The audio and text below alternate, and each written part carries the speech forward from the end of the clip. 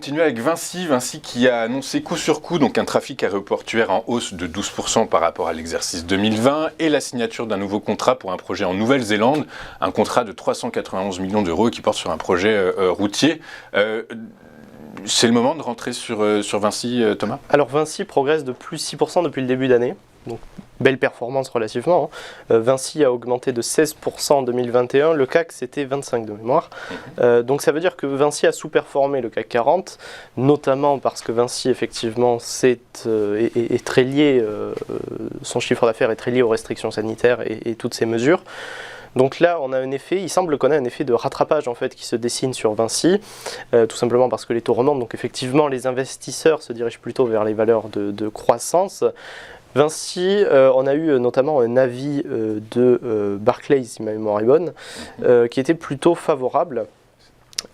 Parce que le chiffre d'affaires de Vinci, le tiers dépend de la construction, et la construction c'est un secteur qui profite de l'inflation. Il faut rappeler que l'immobilier c'est une des principales sources de l'inflation, donc Vinci c'est une valeur qui résiste plutôt bien à l'inflation, c'est ça qui plaît aussi aux investisseurs évidemment, d'une part.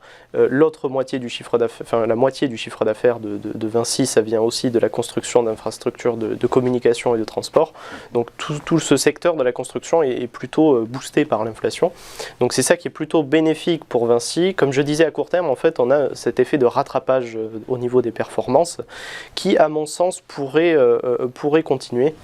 Bon, techniquement, à court terme, on est au-dessus de la moyenne mobile à 50 et à 100 jours. Le dernier record avant la crise, c'était à 102 euros. Là, donc, on est toujours en dessous.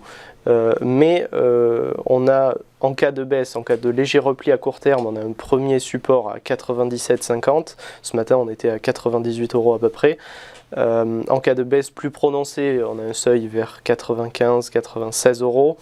Dans tous les cas, la perspective sur Vinci, elle est plutôt favorable dans le sens où on a toujours, à mon sens, cet effet de rattrapage sur le CAC 40 globalement. Donc, ça suit encore une fois l'évolution historique et belle surprise sur le début d'année puisqu'on est à plus 6%. Ok, au niveau des résistances, le titre pourrait aller chercher quelle zone sur Alors, il y a eu des chiffres qui ont circulé, notamment 110 éventuellement.